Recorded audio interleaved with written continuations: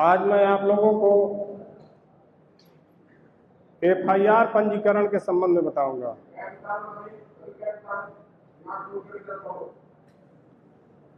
Police विभाग में FIR एक बहुत महत्वपूर्ण है। कोई पब्लिक का और कुछ जाने चाहे ना जाने, एफआईआर जरूर जानता है। जानते हैं लोग? और पुलिस का हथियार भी यही है। बात बात में सभी लोग कहते हैं कि एफआईआर कर देंगे।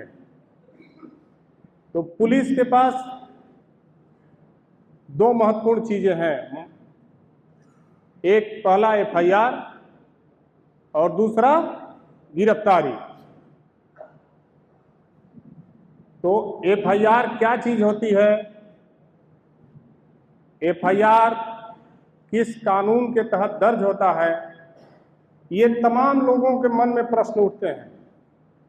ये किताब में नहीं है, मैं व्यक्तिगत रूप से इसको बनाया हूं कप्तान साहब के कहने पर कि आप लोगों को अच्छा ट्रेनिंग दिया जाए। तो इसमें काफ़ी मेहनत किया गया कि एफआईआर क्या है। लिखा है स्क्रीन पर, एफआईआर का मतलब फर्स्ट इंफॉर्मेशन। क्या मतलब? तो हर आदमी के मन में प्रश्न उठता है कि एफआईआर क्या है। तो एफआईआर की परिभाषा धारा 2(6) में दी गई। अभी यहां 60 में लिखा गया है। इसको बृहद नीचे इसका परिभाषा लिखा गया है। प्रश्न उठता है ना कि एफआईआर क्या है। दूसरा प्रश्न उठता है कि एफआईआर कौन दर्ज करा सकता है प्रश्न ना, कि कौन दर्ज करा सकता है। तो एफआईआर पीड़ित व्यक्ति का मतलब समझ रहे हैं आप लोग? क्या? जिसके साथ घटना घटित हुई है। तो एक पीड़ित व्यक्ति जाके एफआईआर दर्ज करा सकता है। दूसरा घटना को जानने वाला, दूसरा कौन? घटना को जानने वाला। अरे कैसे बैठे हो, कुछ बोला करो, अगर पूछे तो कुछ दूसरे भाषा में नहीं ना बोल रहे हैं। पहला जिसके साथ, दूसरा, तीसरा पुलिस। अब पूछोगे कि पुलिस क्यों करेगी भाई? घटना घटित हुआ है तो मान लीजिए आपके साथ घटना घटित हुआ तो आपने एफआईआर दर्ज करा दिया। अगर आप एफआईआर दर्ज कराने की स्थिति में नहीं है तो आपका कोई परिजन या कोई परिचित व्यक्ति एफआईआर जाकर के दे सकता है। सही है? अगर कोई ऐसी घटना हो जाती है जहां कोई एफआईआर दर्ज कराने वाला ही नहीं है, तो ऐसी स्थिति में पुलिस दर्ज कराए। ये चाहे हत्या की हो, चाहे कोई पत्थरबाजी की हो, दो पक्ष आपस में पत्थरबाजी कर लिए, कोई थाने नहीं आ रहा, तो क्या मुकदमा नहीं लिखा जाएगा? लिखा जाएगा। और कौन लिखाएगा? पुलिस लिखाएगी। तीसरा, एफआईआर का प्रार्थना पत्र कौन लिखता है? अभी हम लोग गांव देहात से आए हैं, कोई बहुत बड़ा यूनिवर्सिटी से नहीं आता है। गांव में अभी तमाम चर्चाएं हैं। हम लोग भले ही कानून का, संवेदनशीलता का तमाम पाठ पढ़ाते हैं, लेकिन वास्तविक स्थिति तो यही है कि अभी भी बिना किसी प्रधान को, बिना किसी वकील को, बिना किसी थाने से परिचित व्यक्ति को लेकर के पुलिस के पास पीड़ित नहीं जाता। तो ये गलतफहमी निकालना है कि एफआईआर का प्रार्थना पत्र कोई भी व्यक्ति लिख सकता है। ठीक है? कोई भी व्यक्ति लिख सकता। अब ये कैसे लिखा जाएगा इसका भी प्रारूप इसमें है, हम दिखाएंगे। लोग जानते ही नहीं है, कोई बताता ही नहीं है, इसलिए लोगों को पूरी नौकरी जानकारी नहीं मिल पाती है। बहुत कठिन चीज नहीं है, बहुत आसान चीज है, लेकिन एक तो कानून की किताब में पढ़ने में नहीं आता। ये समझ में आ रहा है? तो ये एफआईआर का प्रार्थना पत्र कौन दे सकता है? कोई भी व्यक्ति दे सकता है। एफआईआर के प्रार्थना पत्र में कौन कौन सी बातें आवश्यक है?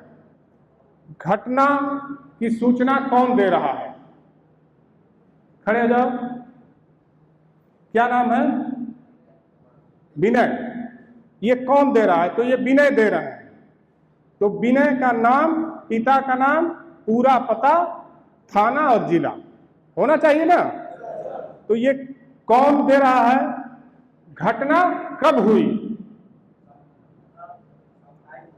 तो एफआईआर जब भी लिखोगे पहले अपना नाम पता दोगे, घटना कब हुई, दिनांक डालोगे और समय डालोगे घटना का। ठीक है? समझ में आ रहा है पीछे? अब उसके बाद घटना कहां हुई? घटना होना चाहिए ना भाई। अगर नहीं लिखोगे तो पुलिस कहां जाएगी?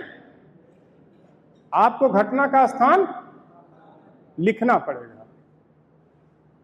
घटना क्या हुआ? मारपीट हुआ, कोई पैसा छीन लिया, क्या घटना हुई उसका विवरण लिखना है। उसके बाद घटना में कौन सी संपत्ति गई। जैसे मोबाइल कोई छीन के लेके चला गया तो आपको लिखना है संपत्ति के बारे में।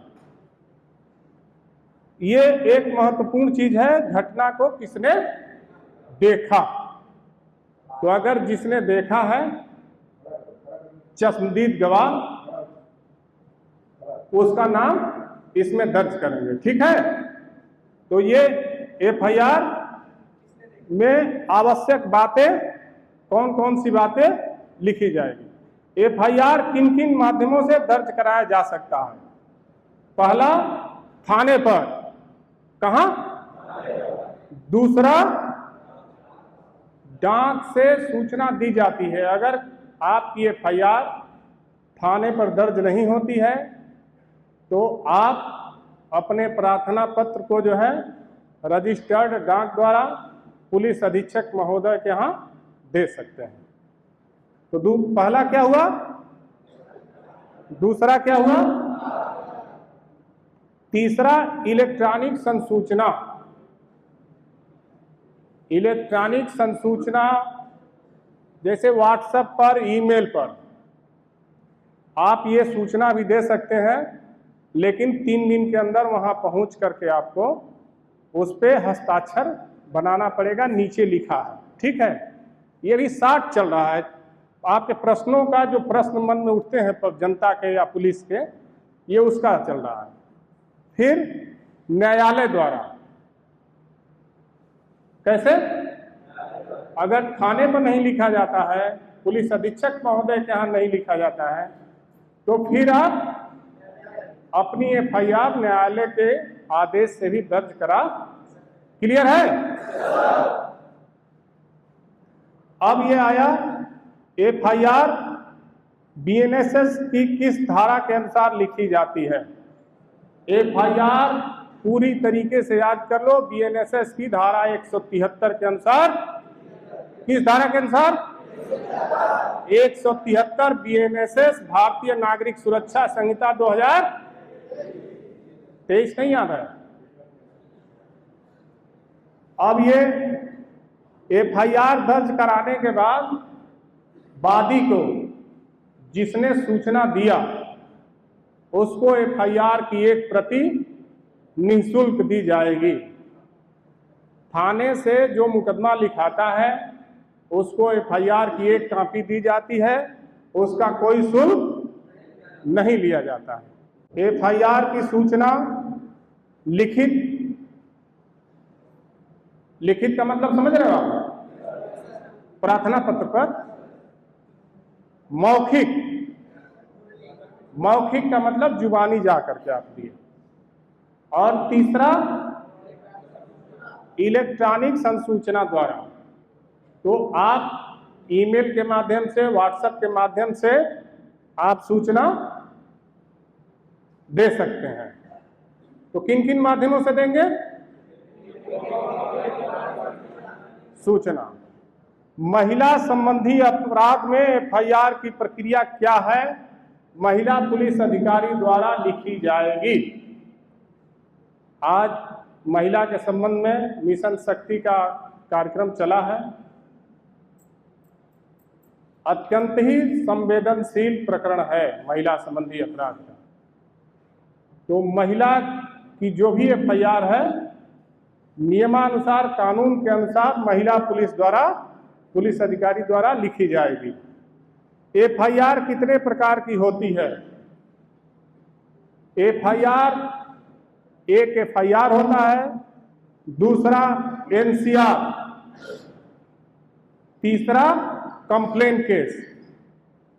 बहुत कठिन चीज है, पूरी नौकरी में लोग नहीं जान पाते हैं, लेकिन ये कानून को 3 भागों में, बीएनएस को 3 भागों में विभाजित किया गया है। एक गंभीर प्रकृति का, जिसमें एफआईआर दर्ज होगी, एक उससे छोटा मामला जिसमें एनसीआर दर्ज होगी, और एक तीसरा प्रकृति का मामला होता है जिसको हिंदी में परिवाद कहते हैं और इंग्लिश में कंप्लेंट केस कहते हैं। क्या कहते हैं? Complaint case. एनसीआर छोटा प्रकृति का मामला होता है। एफआईआर का मतलब दर्ज होगा तो तुरंत आप इन्वेस्टिगेशन करेंगे और किसी व्यक्ति को गिरफ्तार कर लेंगे। एनसीआर जब दर्ज करते हैं तो वो भी प्रथम सूचना रिपोर्ट ही है। वो दर्ज करेंगे तो विवेचना करने का आपको अधिकार नहीं है बिना न्यायालय के आदेश के। ठीक है, समझ में आ रहा है आप लोग? उसके बाद जो है, पुलिस एफआईआर को कैसे देखें? अगर आपने एफआईआर दर्ज करा दिया तो आप अपनी एफआईआर को कैसे देख सकते हैं? यूपी का ऐप है, कितने लोग जानते हैं? हाथ उठाओ। यूपी का ऐप है, किसके किसके मोबाइल में डाउनलोड है? तो आप यूपी का ऐप के माध्यम से प्रदेश के किसी भी थाने का आप एफआईआर देख सकते हैं। ठीक है, समझ में आ गया? किन किन मामलों में ऑनलाइन एफआईआर दर्ज होती है? ठीक है, ऑनलाइन एफआईआर दर्ज होती है अज्ञात मामलों में। किस मामलों में? अज्ञात, जैसे अज्ञात चोरी हो गया, आपका मोबाइल चोरी हो गया, आप नहीं जानते हैं किसके खिलाफ किसने चोरी किया, तो आप ऐसे मामलों में ऑनलाइन एफआईआर, ईएफआईआर कहते हैं। क्या कहते हैं? इलेक्ट्रॉनिक ईएफआईआर। तो आपका मोबाइल खो जाए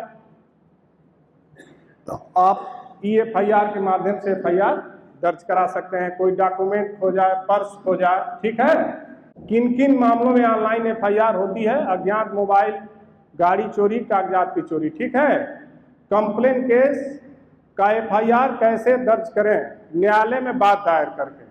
ठीक है, एफआईआर दर्ज होने के बाद पुलिस का अधिकार, एफआईआर दर्ज हो जाता है तो बिना किसी के आदेश प्राप्त किए पुलिस को ये अधिकार है कि उस एफआईआर की विवेचना करें, इन्वेस्टिगेशन करें। विवेचना, इन्वेस्टिगेशन, तफ्तीश, ये सब एक ही शब्द है। अभी आपको थोड़ा सा अटपटा लगेगा कि तफ्तीश क्या नया शब्द आ गया, इन्वेस्टिगेशन क्या आ गया, विवेचना क्या आ गया। सब एक ही है। धीरे धीरे ये सब आम बोलचाल के भाषा में आ जाएगा। ठीक है, एफआईआर दर्ज होने के बाद पुलिस का अधिकार विवेचना और गिरफ्तारी का। एफआईआर का प्रार्थना पत्र लिखने का तरीका ये नीचे एप्लीकेशन फॉर्म है, केवल आपको उसमें नाम पता भरना है। ठीक है, उसके बाद सीसीटीएनएस के माध्यम से एफआईआर पंजीकरण की प्रक्रिया, नीचे उसके 15 बिंदु हैं, 15 बिंदु इसमें दिखाए गए। एफआईआर क्या है? किसी संज्ञेय अपराध के घटित होने पर पुलिस को दी गई लिखित मौखिक सूचना एफआईआर है। क्या है? कोई अपराध घटित हुआ, जैसे गांव में कोई मारपीट हो गई, अपराध घटित हो गया। अपराध घटित होने के बाद कहां जाएंगे? थाने पर। थाने पर जाएंगे ना। गांव में मारपीट हुआ तो कहां जाएंगे? थाने पर। थाने पर जाकर के जो पहली बार जो सूचना दिया जाता है उसको क्या कहते हैं?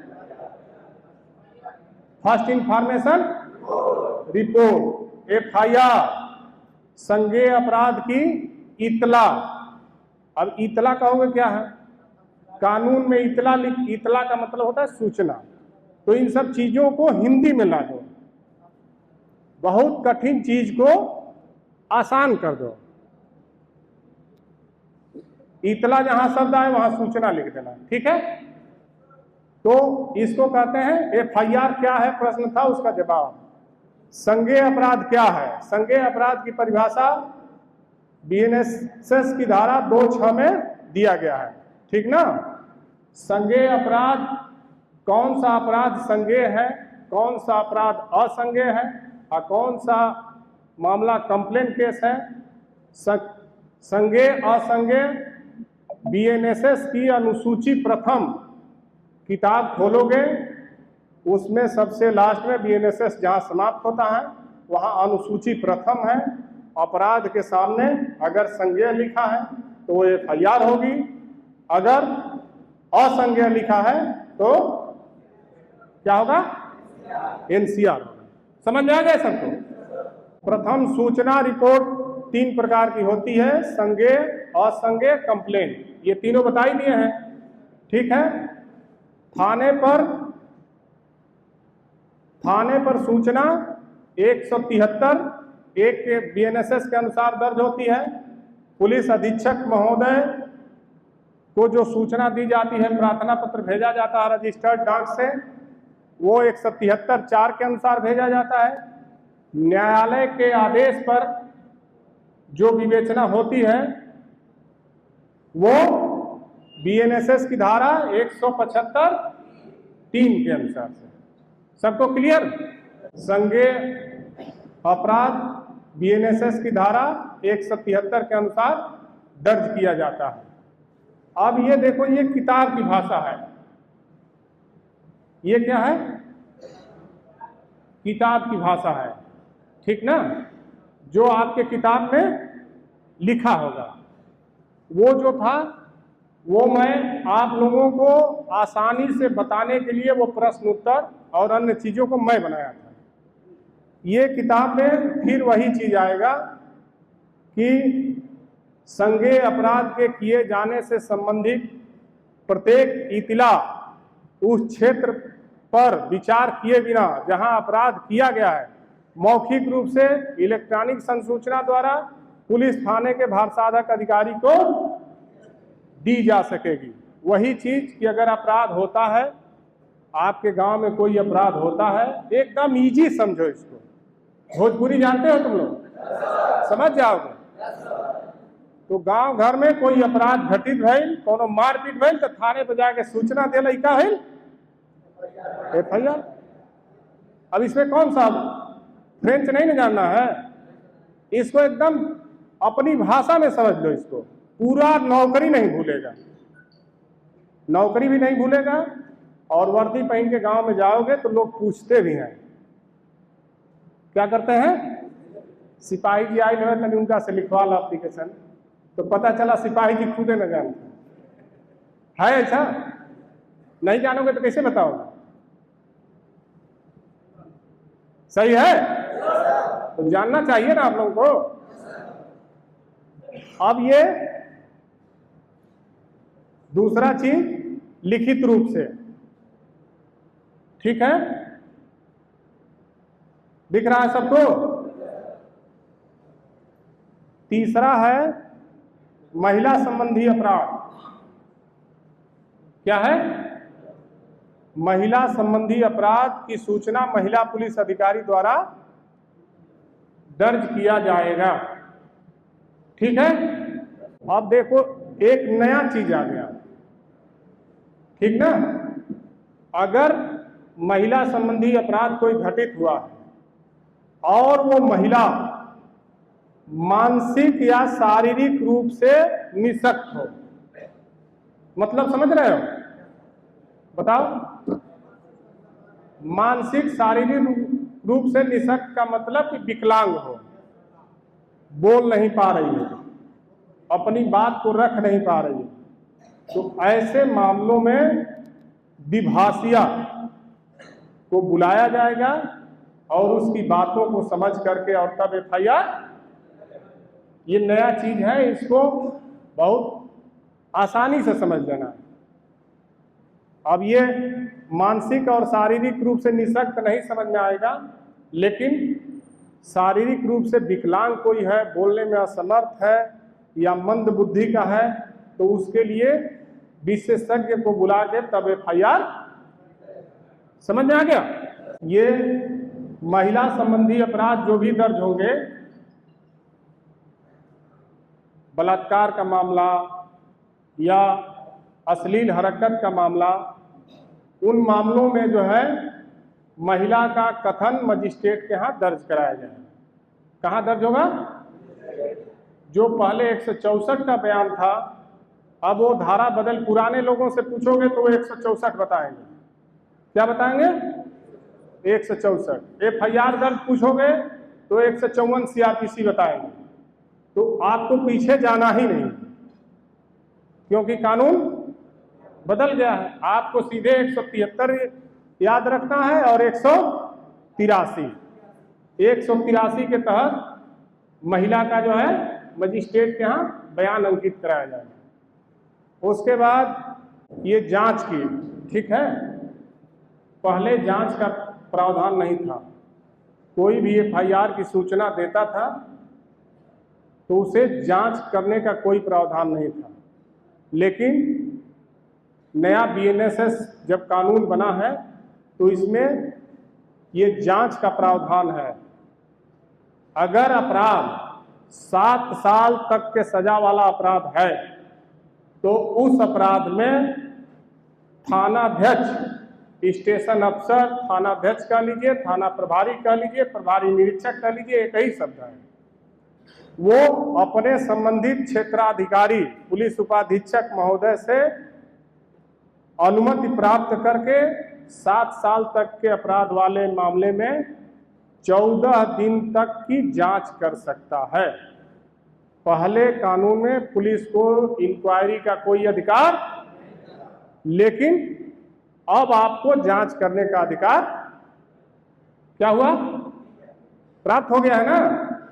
अब ये जो पॉइंट बताए हैं कि अगर आपकी एफआईआर दर्ज नहीं होती है तो आप रजिस्टर्ड डाक द्वारा माननीय न्यायालय को अपना एफआईआर दर्ज करने के लिए परिवाद दायर कर सकते हैं। क्या करेंगे? परिवाद दायर करेंगे। ये पहले 156(3) के अनुसार होता था, अब जो है ये 175 के अनुसार होगा। ठीक है। अब एक ये पहले लिखा जाता था नील पर एफआईआर दर्ज हो। एक तो एफआईआर आप पूरे भारत में कहीं भी दर्ज करा सकते हैं। एफआईआर की सूचना कहाँ दर्ज करा सकते हैं? आवाज नहीं आ रही है पीछे से। एफआईआर की सूचना पूरे भारत में कहीं भी आप दर्ज करा सकते हैं, तो इसी को कहते हैं जीरो एफआईआर। अगर आप मध्य प्रदेश की घटना है, उत्तर प्रदेश में आप दर्ज कराते हैं तो जीरो एफआईआर दर्ज होगी और वो एफआईआर सीसीटीएनएस के माध्यम से ट्रांसफर होके मध्य प्रदेश, इसको कहते हैं क्या? Zero FIR. लिखित प्रार्थना पत्र दे करके आप समझी गए हैं, लिखित प्रार्थना पत्र देकर एफआईआर दर्ज कराएंगे। दूसरा, जुबानी या मौखिक प्रार्थना पत्र देकर एफआईआर दर्ज कराएंगे। इलेक्ट्रॉनिक संसूचना प्रश्न आप समाप्त हो जाएगा तो लिख लो अपना प्रश्न, और जैसे खत्म हो जाएगा हम सबके प्रश्न उत्तर का जवाब दे के ही जाएंगे। ठीक है? आप चाहे जितना, जो पूरे क्लास में जो भी मन में आपके प्रश्न आते हैं आप अपने कॉपी पर लिख लो।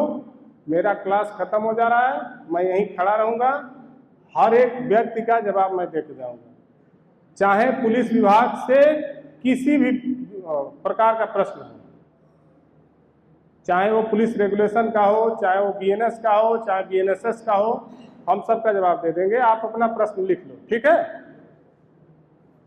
अब इलेक्ट्रॉनिक संसूचना अगर कोई देता है तो उस व्यक्ति को 3 दिन के अंदर थाने पर आना होगा, और आ करके हस्ताक्षर करता है तभी उसकी बात एफआईआर मानी जाएगी, अन्यथा नहीं मानी जाएगी।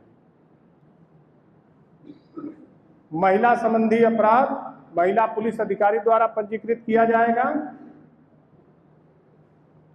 महिला संबंधी अपराध जब भी पंजीकृत होगा उसकी वीडियोग्राफी की जाएगी। क्या किया जाएगा? अगर आप थाने पर हैं, किसी महिला ने बलात्कार के अपराध का आरोप लगाया तो महिला पुलिस द्वारा उसे दर्ज किया जाएगा, और जो बयान दे रही है उसका क्या होगा? वीडियोग्राफी होगी, वीडियो रिकॉर्डिंग किया जाएगा। ठीक है?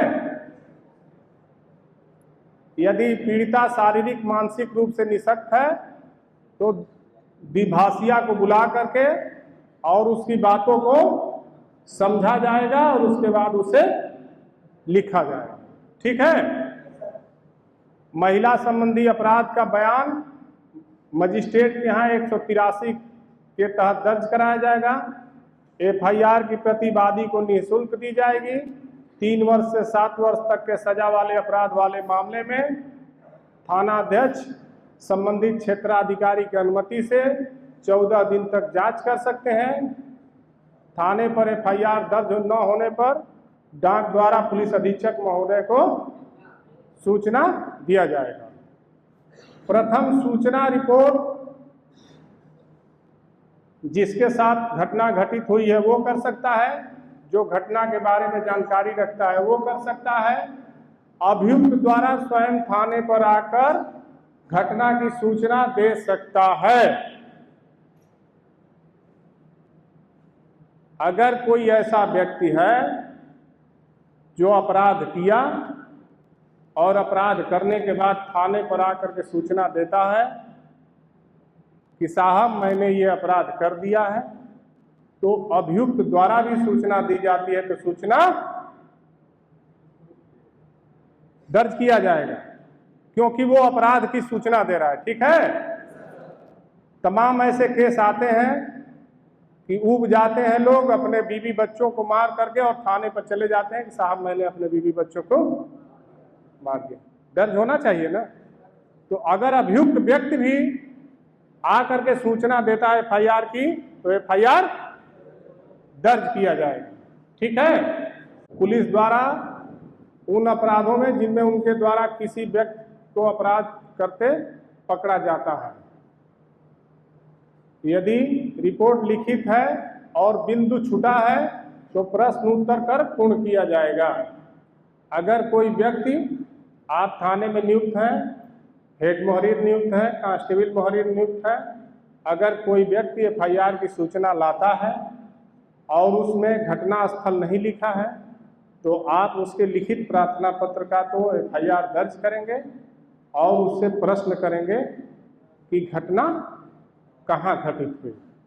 तो लिखित तो दिया है, लेकिन उससे प्रश्न उत्तर कर करके एफआईआर का कॉलम पूरा करेंगे। तो घटना लिखित दर्ज होगी, मौखिक दर्ज होगी, और लिखित मौखिक बोल नहीं रहे हो यार, नहीं समझ में आ रहा है क्या? रिपोर्ट करने में यदि विलंब हुआ तो पूछकर विलंब का कारण लिखा जाएगा। बहुत महत्वपूर्ण चीज है कि अगर आप कोई चीज लिखते हो, जैसे निबंध लिखने के लिए दिया जाएगा, जिस बिंदु पर निबंध लिखना है उस बिंदु को छोड़ करके सब कुछ लिख दिया, नंबर मिलेगा।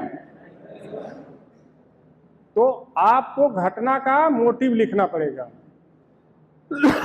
घटना किस कारण से हुई, ठीक ना।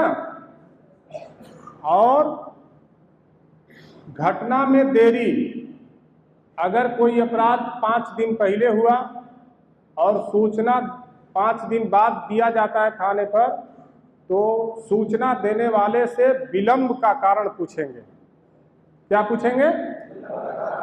अभी पेपर में, पता नहीं आप लोग जानते हो कि नहीं, शाहगंज में एक लड़के को गोली मारे सब जो है, और प्राइवेट हॉस्पिटल में ले गए इलाज कराने के लिए, नहीं ठीक हुआ, तो 1 दिन बाद गोली मारने की सूचना थाने पर दी।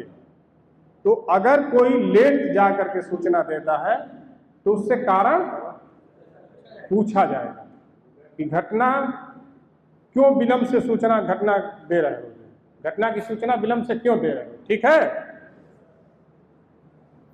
और यदि अपराध में संपत्ति चोरी लूटी गई है तो पूछकर उसका विवरण दर्ज किया जाएगा। यदि प्रार्थना पत्र में गवाहों का नाम नहीं लिखा है तो उससे पूछा जाएगा कि घटना में अगर कोई गवाह हो तो आप बताइए, घटना को किसी ने देखा हो तो आप बताइए।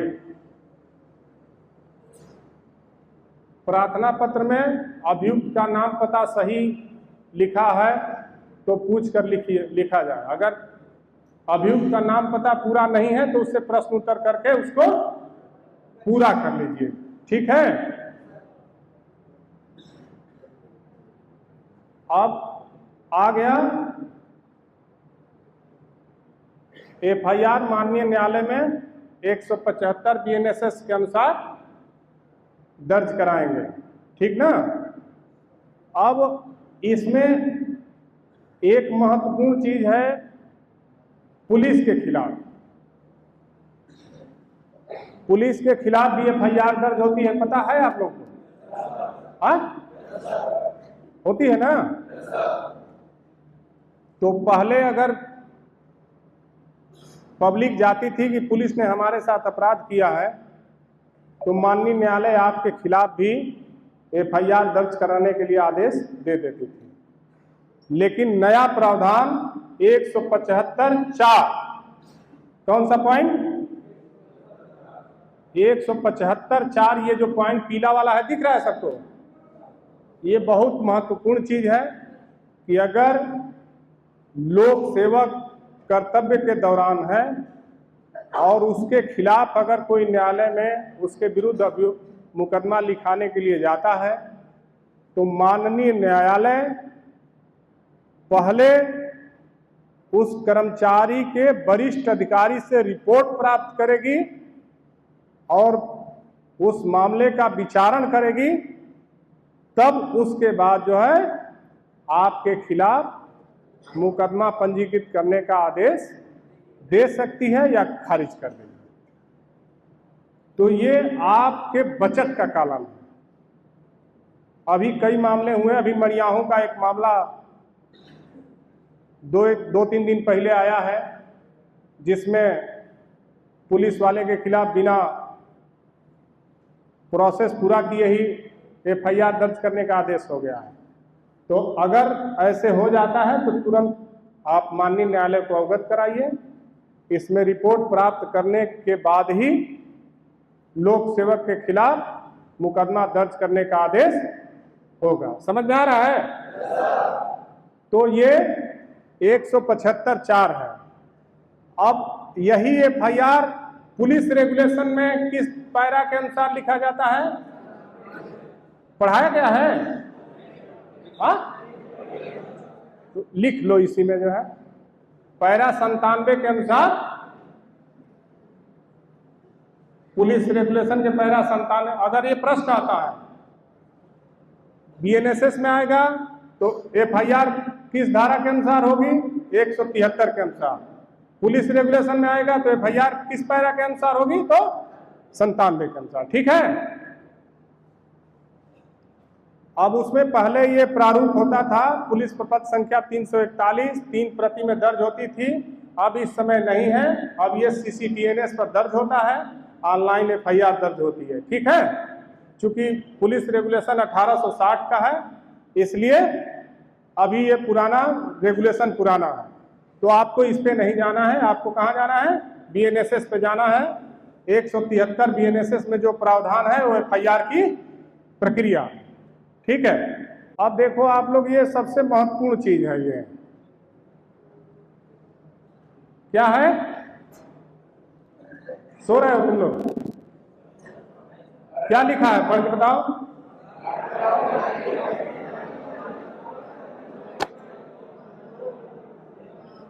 अरे नहीं प्रसन्न रहोगे तो हम नहीं पढ़ाएंगे।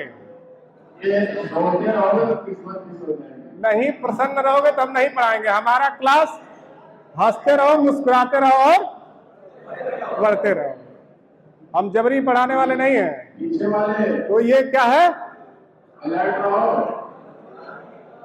अब देखो, ये महत्वपूर्ण चीज है। पूरी नौकरी लेकिन बीत जाती है, ये नहीं जान पाते हैं लोग। अत्यंत महत्वपूर्ण चीज है। 4 लाइन का है।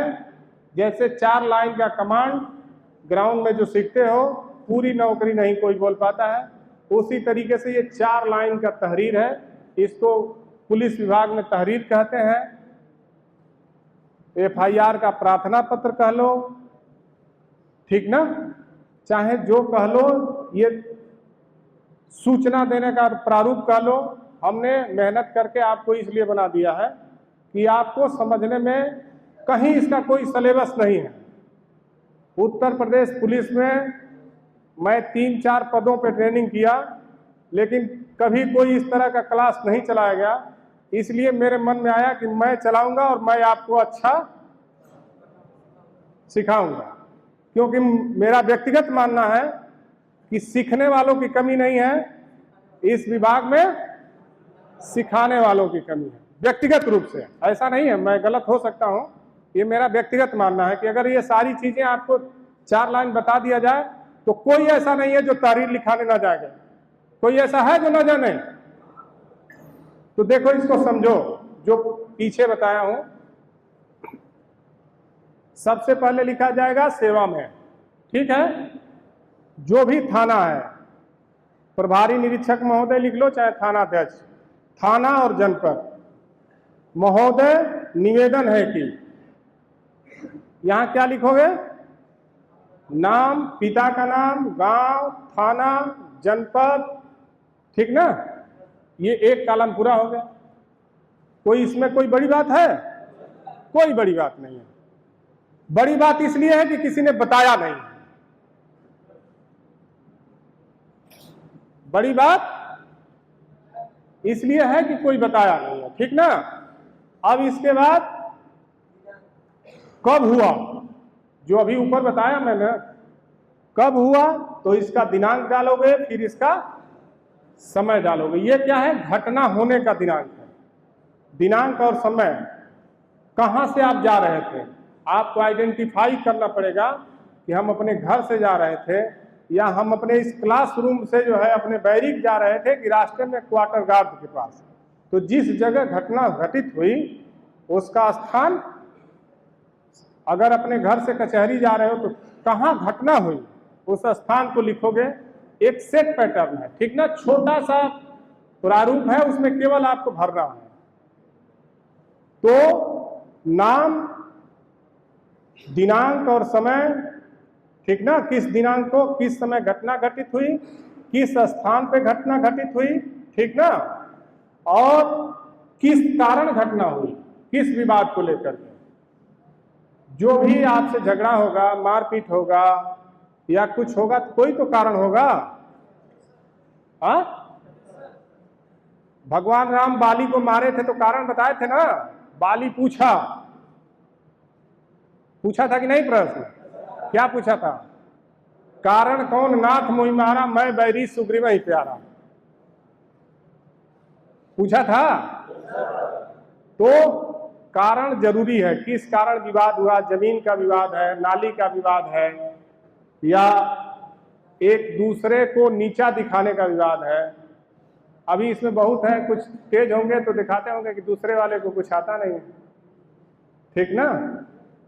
तो जिसको कुछ नहीं आता है अगर वो मेहनत करेगा तो उसको हमेशा दिखाएगा कि तुमको कुछ नहीं आता, क्योंकि सब्जेक्ट बदल गया।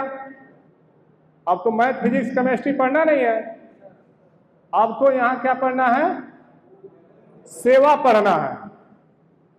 जिसको जितना अच्छा सीखने का ललक हो, उत्साह हो, वो उतना अच्छा पुलिसिंग करेगा और पुलिस के बारे में जानेगा। तो ये इसमें आप लिख देंगे किस कारण विवाद हुआ, फिर उसके बाद किसने किसने मारा, तो विपक्षियों का नाम लिख दोगे आप, जो है दिखाई दे रहा है, क्या घटना घटित हुई, मारपीट हुई, गाली गुप्ता दिए, डंडा लाठी डंडा से मारे, मोबाइल छीने, संपत्ति का विवरण, और उसके बाद क्या हुआ उसका परिणाम। आपको चोट आई, चोट आएगी तो वो भी दर्शाएंगे कि मुझे चोटें आई हैं, क्योंकि अगर चोट आई है तो उसका मेडिकल परीक्षण होगा, ठीक ना। और इस घटना को किसने देखा है, ये सूचना आप यहाँ अपना हस्ताक्षर बनाएंगे और मोबाइल नंबर डालेंगे और दे देंगे। इसी को क्या कहते हैं, तहरीर कहेंगे, प्रार्थना पत्र कहेंगे, FIR कहेंगे। तो अगर कोई पीड़ित आता है और बताता है कि मेरा एक प्रार्थना पत्र लिख दीजिए, तो ये प्रारूप अगर हमारा आप रख लोगे, ठीक है, या इसको देख लोगे, अभी इसका मैं PDF भी भेज दूंगा, तो आप तुरंत इसको खोलोगे और कहोगे कि नाम बताओ, तो लिखो सेवा में थानाध्यक्ष फला, अपना नाम पता लिखो, घटना का दिनांक लिखो, घटना का स्थान लिखो, ठीक ना, घटना किस कारण घटित हुई, कौन कौन लोग मारे कूटे, क्या क्या चोटें आई, किसने देखा, ये तुरंत आप दर्ज करा दोगे और ले जाके दे दोगे। ये बहुत आसान चीज है, एकदम छोटी सी बात है, लेकिन जिससे बता दो कि लिखा के लाओ तहरीर, तो वो लिखा के, हम लोग काफी थाना में चलाया, चौकी चलाया, लेकिन कोई लौट के नहीं आता, कहता है साहब दूसरा काम बता दीजिए, ये मत बताइए, ठीक है। तो ये सब लोग देख लिए, क्या है, तेज बोलोगे तो सुनाई देगा, हम ऊंचा सुनते हैं। एक महत्वपूर्ण चीज है, ये वो सूचना जो देने का काम था, प्रार्थना पत्र, वो पब्लिक का काम था। किसका काम था, अब क्या आ गया, ये GD में एंट्री करना, ये पुलिस का काम है। इसको थाने पर चिन्हित 2 लोग कर पाते हैं। कितने लोग, 2 लोग, 4 लोग, या चिन्हित मान लो कि 6 या 4 लोग कर पाते हैं बामुश्किलन, क्या सर, जो हेड मोहरीर होगा, जो मुंशी होगा। और क्यों कर पाते हैं, क्योंकि वो किसी को बताते ही नहीं है कि कैसे होता है।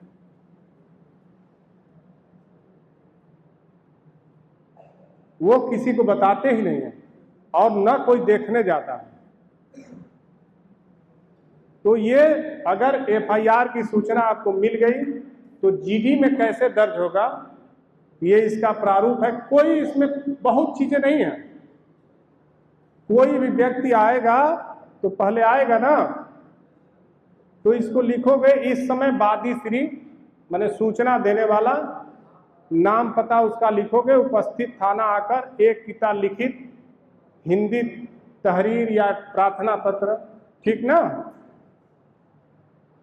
टाइप शुदा जो भी ले आएगा, तो ले आकर के देगा ही ना, तो उसको दाखिल करना, मान लो कि ले आकर के देता है। उसके बाद किस संबंध में देता है, गाली गलौज, जान से मारने, धमकी, जो प्रकरण उसमें रहेगा पढ़ करके वो कंटेंट इसमें डाल दोगे। पहले वो थाने पर आया, उसके बाद प्रार्थना पत्र दिया, किस संबंध में दिया, उसके बाद मुकदमा अपराध संख्या एक शब्द आ गया, क्या होगा, मुकदमा अपराध संख्या। ये आपके लिए थोड़ा सा नया लगेगा। मुकदमा अपराध संख्या मतलब होता है कि हर थाने का एक क्रमांक बना हुआ है FIR का, अगर पहली एफआईआर दर्ज होगी तो उसके आगे ही अगला नंबर पड़ता जाएगा, उसको क्या कहते हैं? मुकदमा अपराध संख्या। हिंदी में मुकदमा अपराध संख्या, इंग्लिश में क्राइम नंबर। क्या कहेंगे? Crime number. तो वो क्राइम नंबर पड़ जाएगा और उसके बाद ये यहां क्राइम नंबर पड़ जाएगा। जो तहरीर लिखी गई थी, तहरीर पढ़ने के बाद धारा जानना होता है।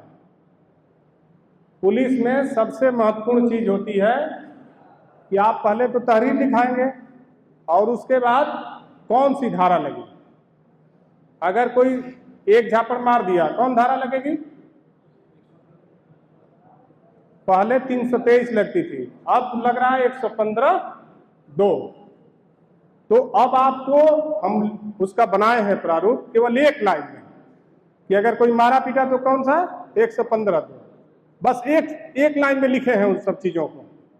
आपको बहुत ज्यादा भटकना नहीं है। हमको क्या करना है? तहरीर में ही समझना है। अगर कोई गाली दे दिया तो 352, अगर कोई मारा तो 115, अगर कोई धमकी दिया तो 351। इतनी ही शब्द हम लिखे हैं। क्योंकि अन्य विशेष अगर पढ़ना है आपको तो किताब है ही है। तो ये धारा लगाना पड़ता है। अगला क्रमांक पड़ जाएगा, उसके बाद धारा लगेगा और उसके बाद ये जो प्रार्थना पत्र में दिया गया है, घटना का दिनांक, समय, सूचना जो जीडी को दाखिल करेंगे वो सूचना का समय होगा। घटना का समय तो प्रार्थना पत्र में लिखा गया है और सूचना के समय जिस समय जीडी ऑनलाइन करेंगे वो समय क्या होता है? सूचना का समय होता है। फिर उसके बाद ये घटना स्थल लिखेंगे, किस गांव में घटना घटित हुई, थाने से उसकी कितनी दूरी है, उसका दिशा क्या है, वादी का नाम पता, जो आवेदक है उसका नाम, फिर उसके बाद अभियुक्त का नाम पता लिखेंगे, फिर उसके बाद किसको विवेचना दे रहे हैं। मुकदमा पंजीकृत होने के बाद मुकदमे की विवेचना दिया जाता है। इन्वेस्टिगेशन, तफ्तीश, विवेचना जो कह लो, इसको लिख ही लो जो है, ठीक ना? ये कई शब्द है। और हम लोग विवेचना कहते हैं, इसी को पब्लिक इंक्वायरी कहती है। क्या कहती है? इंक्वायरी हो रहा है, ठीक ना? लेकिन अब उसके बाद अभियुक्त का नाम पता, विवेचक का नाम पता पंजीकृत किया गया, ये शब्द आएगा, उसमें डेली जरायम रवाना होगी, ठीक ना? इसका कोई मतलब नहीं है डेली सूचना जाएगी। आपको जरायम का मतलब ही परेशान होना कि जरायम जाएगी, ये शब्द लिखा रहेगा। रवाना होगी, तकमीला संबंधित रजिस्ट्रान किया जाएगा। तकमीला का मतलब कि चढ़ाया जाएगा, लिखा जाएगा। ये छोटे छोटे शब्द आएंगे और उसके बाद न कोई बताएगा ना समझ पाओगे, परेशान रहोगे कि तकमीला क्या है साहब, जरायम क्या है साहब, ठीक ना? संज्ञेय क्या है? तो इसमें बहुत परेशान होने की जरूरत नहीं है। इसको अपनी भाषा में उस शब्द का अर्थ लिख लो, हिंदी लिख लो। कोई थोड़े पूछ रहा है कि आप उर्दू ही बोलोगे, ठीक ना? रजिस्ट्रान किया जाएगा आरटी सेट से। जब भी कोई एफआईआर पंजीकृत होती है तो उसकी सूचना आरटी सेट से जिला नियंत्रण कक्ष को दी जाती है। इतनी ही सब कॉलम, ये कॉलम ऐसे ही सेम टू सेम रहता है। ऊपर केवल वादी का नाम, प्रतिवादी का नाम, घटना स्थल, धारा चेंज हो जाएगा और ये जीडी में क्या हो जाएगी? कायमी हो जाएगी। इसके बाद वो थाने का अत्यंत ही महत्वपूर्ण व्यक्ति हो जाता है, मुंशी या हेड मुहर्रिर। ये सीसीटीएनएस पे एफआईआर का कॉलम है। इसमें 15 बिंदु भरे जाते हैं। अगर जो कर्मचारी सीसीटीएनएस पे नियुक्त होना चाहता है, अभी पूछा गया प्रश्न कि कितने लोग सीसीटीएनएस पे काम करना चाहते हैं, तो सीसीटीएनएस पे जो आप प्रार्थना पत्र लिए हैं, प्राप्त किए हैं, उसमें से देख करके लिख देंगे थाना कौन सा है, मुकदमा अपराध संख्या एफआईआर नंबर आ जाएगा, वही दिनांक, समय, धारा, घटना घटित होने का ये कॉलम जो है उसमें बना है एफआईआर 15 बिंदु। इसमें जब आप 15 बिंदु भर देंगे तो सीसीटीएनएस के माध्यम से क्या हो जाएगा? क्या हो जाएगा? बंद कर दें क्लास?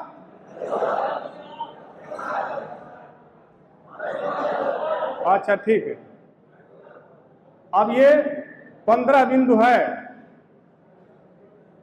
पहला प्रार्थना पत्र आप ले लिए, उसके बाद जीडी में अंकन आप सीख लिए हैं। फिर उसके बाद ये CCTNS पर क्या हो गया, FIR निकाल दिए। पहले जीडी में दर्ज होगा, उसके बाद CCTNS के बाद FIR निकलेगा। फिर उसके बाद क्राइम रजिस्टर नंबर 4 पे अंकित होगा। एक रजिस्टर नंबर 8 होता है महत्वपूर्ण, रेगुलेशन बताएंगे तो बताएंगे उसके बारे में। अब माल मसरूका रजिस्टर हो गया। इलेक्ट्रॉनिक FIR के बारे में आपको बता दिए हैं कि अगर किसी की मोबाइल, आवाज नहीं, अगर किसी की मोबाइल गुम हो जाती है, कोई अज्ञात चीज चोरी हो जाता है, तो पुलिस ही अपना नहीं कर पाती है, तो FIR आप तुरंत कर दीजिए, आपके पास प्रमाण रहेगा। ठीक है। यूपी का ऐप है, इसको आप डाउनलोड कर लीजिए। किसी भी घटना को जो है आप अपने बैठे देख सकते हैं और उसका प्रिंट आउट कर सकते हैं। नहीं जानकारी हो तो एक दिन हम यहीं क्लास लगाएंगे, सबका मोबाइल मंगाएंगे और सबको डाउनलोड करा देंगे यूपी का ऐप। ठीक है। अब देखो ये दृष्टांत है, ठीक ना। मैं, आवाज नहीं बेटा, मैं थानाध्यक्ष अहरौरा नियुक्त था और एक आदमी ने सूचना दिया कि बरबकपुर पुलिया के पास विस्फोटक पदार्थ रखा गया है टेलीफोन पर। मैं उतनी ही सूचना प्राप्त करके जब मैं वहां गया तो कोई आदमी नहीं मिला, विस्फोटक मिल गया। उतनी ही सूचना मैं दर्ज किया और उसकी वॉइस मेरे मोबाइल में रिकॉर्ड थी और उस वॉइस के माध्यम से वो अभियुक्त पकड़ा गया। वो अपने किसी विपक्षी के मैगजीन वाले को, कोई मिर्जापुर का रहने वाला है इसमें, तो ये अहरौरा की घटना है। वो एक मैगजीन वाले को पकड़वाने वाला था, इसलिए जो है वो दूसरे की सूचना दिया। उतनी ही वॉइस के माध्यम से वो पकड़ा गया और उतनी ही मैंने सूचना भी दर्ज किया था। तो सूचना जैसे आए उसी प्रकार के दर्ज करिए। ये नहीं कि आप दूसरा चीज लाइए, ये लिख के लाइए, चाहे ये प्रोसीजर नहीं। अब जब खुलेगा तो अच्छा से बढ़िया से होगा। एक दूसरा दृष्टांत है कि मैं चौकी इंचार्ज डाला था, ठीक ना।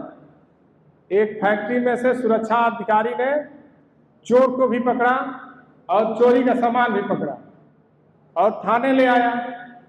जब थाने ले आया तो सभी लोग परेशान हो गए कि साहब ये तो इसकी FIR दर्ज होगी तब न माल बरामद होगा। जो एक पुलिस में पैटर्न है कि पहले FIR दर्ज होगी, उसके बाद जो है विवेचना होगा, तब चोर पकड़ा जाएगा, तब माल बरामद होगा। लेकिन ऐसा नहीं है। प्राइवेट व्यक्ति को भी गिरफ्तारी का अधिकार प्राप्त है। हम गिरफ्तारी जब पढ़ाएंगे तो उसके बारे में बताएंगे। तो वो सूचना देने वाला आवेदक चोर को भी ले आया और चोरी के माल को भी ले आया। उसी के तरफ से मुकदमा भी दायर हुआ, मुलजिम भी दाखिल हुआ और चोरी का माल भी दाखिल हुआ। अगर आप ये नहीं करते हैं तो आप जब चोरी का माल थाने आ गया, मुलजिम थाने आ गया, तो आप अगर दूसरे जगह से उसकी गिरफ्तारी दिखाते हैं तो आपकी गिरफ्तारी गलत हो जाएगी। क्योंकि आज के परिवेश में हर जगह CCTV लगा हुआ है, कैमरा लगा हुआ है। तो अगर आप कानून को जानेंगे तो सही तरीके से दर्ज करा देंगे, और कानून नहीं जानेंगे तो आप जो है पुराने पैटर्न पर जो बताएगा, जो जिस माध्यम से बताएगा उसी माध्यम से दौड़ते रहेंगे।